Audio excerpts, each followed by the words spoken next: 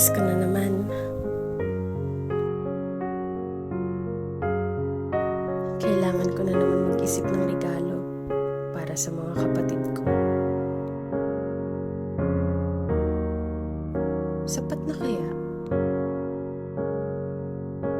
yung pag-aaruga ko, pagtayo ko bilang mga magulang nila?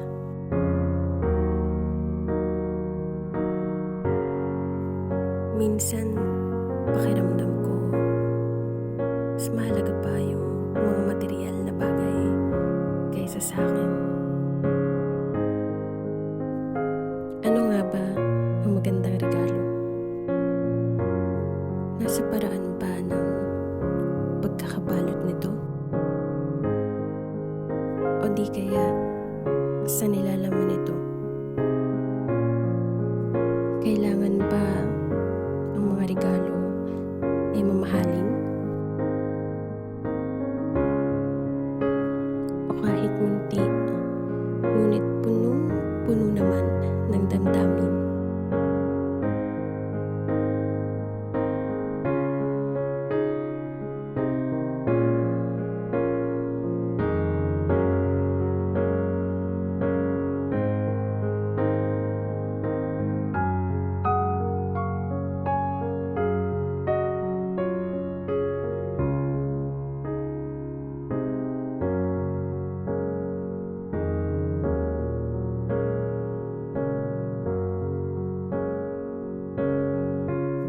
Karaniwan sa atin na nakakalimutan na kung ano ang tunay na diwa ng Kapaskuhan.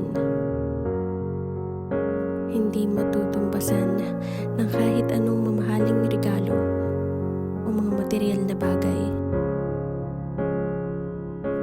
Ang pagmamahal, presensya, pag-aalaga na ibinibigay sa atin ng mga taong mahal natin.